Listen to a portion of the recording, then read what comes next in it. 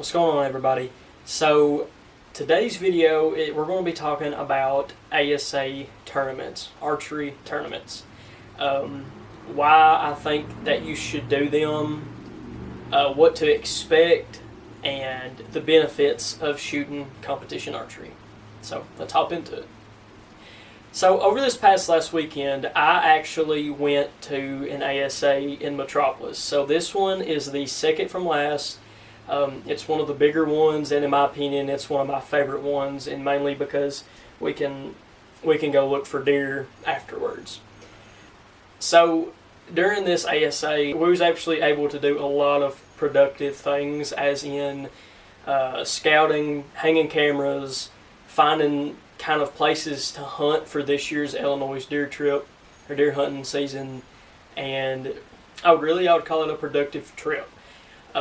But most importantly, we got to shoot our bows again, and we got to compete. And personally, I love competing in archery tournaments. That is one of my favorite things in this world to do. That is what keeps me sane between deer seasons, because if I did not have that, I actually don't know what I'd be doing, but I know I'd be drove crazy. So that is my like archery therapy between deer seasons. So, and it makes me a better deer hunter, it makes me a better shot. So I wanted to go over in this video, first off, why do I think that you guys should do ASAs?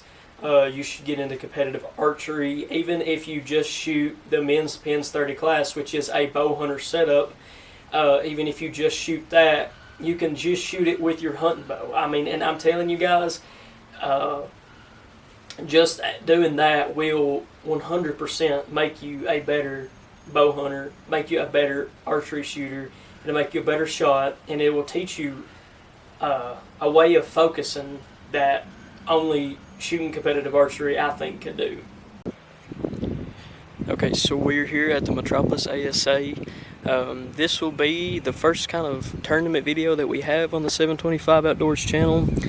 Kind of little insider, and take you guys along with us to shoot an ASA tournament.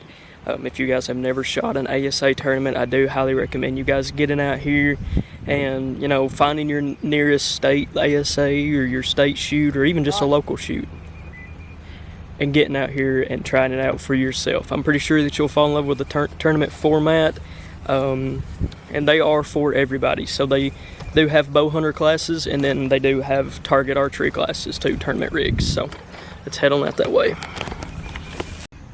Just go by the beat.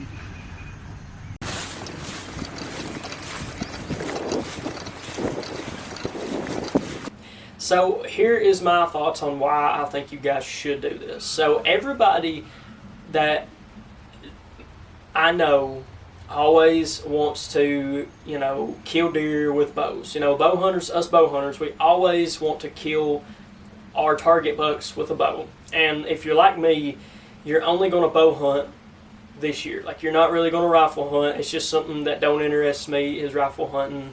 It is fun, but I would rather have the success and the gratitude, or I guess that's the right word, the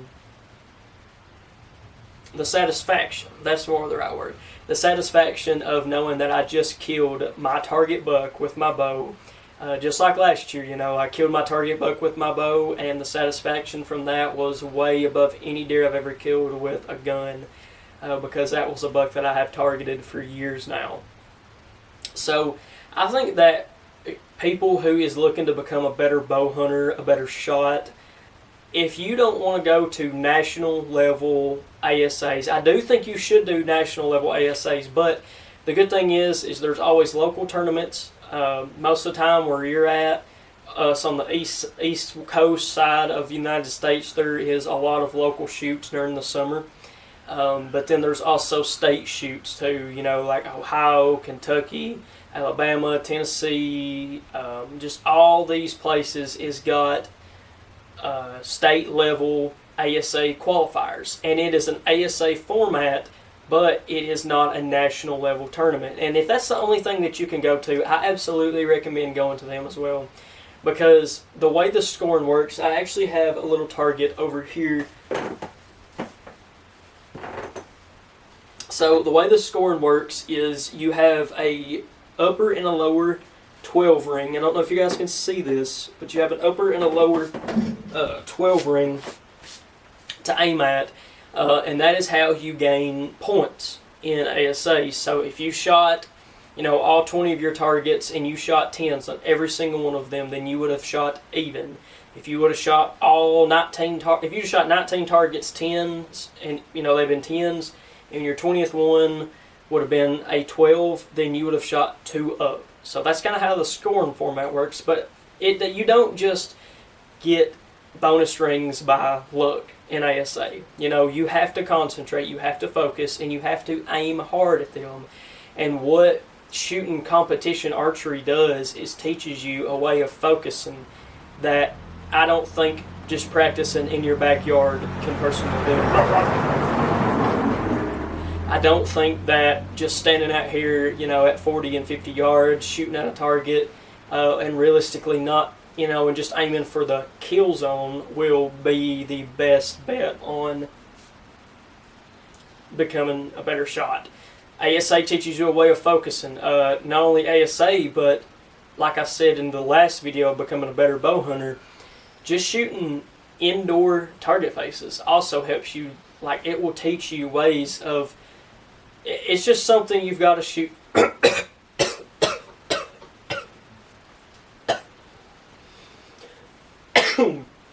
swallowed a bug, I think. Oh my gosh.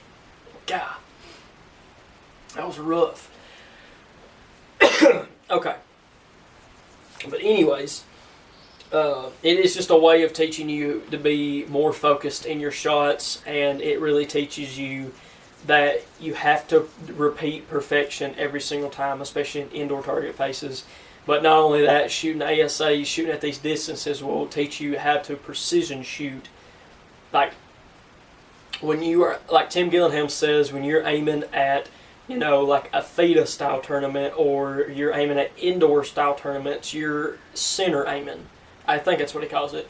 But with ASA, you're precision shooting because you have to aim for an upper or a lower, so you have to be precise with your shot. And that's one of the biggest things that I think ASA can help you do with becoming a better bow hunter, is making you more of a precise shot. So say if this year or next year you are planning to go to your first ASA tournament, or if you're planning on going just to a state level ASA tournament in your state, here's what to expect. Number one, if you're shooting a bow hunter class, you cannot move your sights. Now, I don't know all the rules to all of these things, but all I know is this: if you're shooting a men's pins 30, you can't have no longer than 12 inches for your front stabilizer, and that's from riser to the end of your stabilizer. Like, it cannot measure no more than 12 inches. Your back bar, usually it is unlimited, so you can put a 15 back there if you want to. You can put an 8 back there or whatever. And then your pins, if you're shooting men's pins 30, then you have to have your pins set and locked in one position. You cannot shoot a movable sight. So, like, if you have a roller, best thing I can tell you to do is set it to 25 yards and just kind of shoot accordingly to the distances. But what to expect? Okay, first off, you're going to walk up to the ASA booth if you're shooting a national level ASA, and you're going to walk up to the ASA booth and meet some awesome people. Walk up there and talk to them. Everybody that I've ever encountered at the ASA booths is incredible people. They're super nice, they're super friendly, and they're very helpful. If you just tell them, hey, this is my first ever ASA shoot, I had no idea what I'm doing, can you please guide me and walk me through this? I promise you, you won't be let down. They will walk you through every single step. They will answer every single question that they've got, or that you've got, and they will help you. But now, what to expect on the shooting side of things? You are going to be paired with either 3 to 4 or 5. Well, your group will either be 3 people, 4 people, or 5 people. Typically, it's 4 people. But if you get on a busier shoot, like when we was in Metropolis, my second day was a 5-person group. So, what to expect is, well, for one, tough shooting.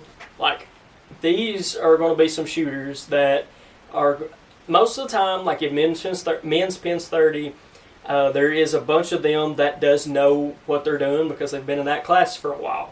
I do know of some of them that's been in that class for a couple of years, and maybe they're shooting that class and they're trying to win their way out by winning so much money, which is a thing which you're really supposed to do.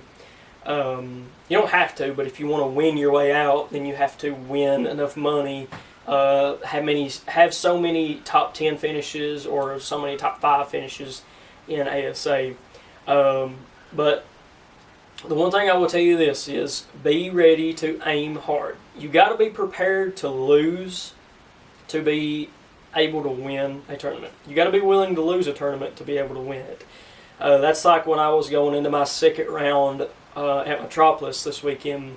You know, I didn't shoot the greatest the first day, the first round, but the second round I told myself I am willing to lose it all right here just to aim harder than I've ever aimed before at every single one of these 12s. And I drew back and I aimed hard, and I was sitting at 8 up whenever they called off the tournament for the weekend. But I was making my climb back up from being so far down. Or actually, I didn't finish down, but I didn't have the best day the first day. It just didn't score the best. It was just me. But the one thing I would make sure before you go is make sure your bow is sighted in correctly. Make sure your 25's on. If you're going to do a 20, you can do a 3-pin setup. You can do a 20, 25, and 30. You can do a 18, 23, and 27. You know, however you want to do your pin setup. Just think about it. Do what you think would be best. If you're shooting a 30-yard max class, most of your shots is going to be from 35 and on back. If you're shooting a 40-yard class, most of your shots is going to be between 35 and 40 yards, 42, because you can always go 2 yards over the max limit.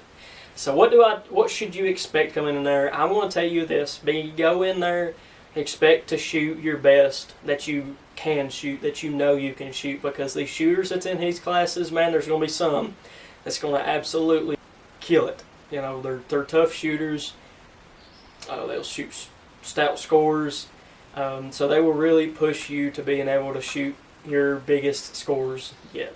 So I done said the benefits practically to going and shooting ASA tournaments, but I will say this: some of the benefits is becoming a better archer, teaching you to be a more precise shooter and learn how to precision shoot. And then also you will make memories for the rest of your life, and you'll meet some people that you will be friends with for the rest of your life. So it's really just a win-win situation here. So that is going to be it for today's video, guys. I hope you guys enjoyed.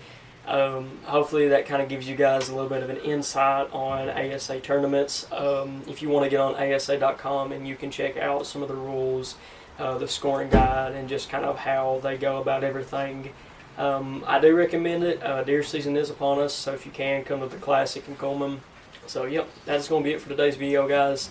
Want to go ahead and say real fast, if you guys are in the market for any hunting stabilizers or any target stabilizers, go to the link, the first link in the description below for Ramrod stabilizers. If you're on a budget option, the one I recommend is the XPs, but if you're looking more for if you really don't have a budget option, I do recommend the Beast stabilizers for the tournament side of things. But they do have the Wraths, which is the hunting stabilizers. I do recommend them. We have them this year for this year's hunting setup, and we are going to be doing some reviews on them and some testing on this channel.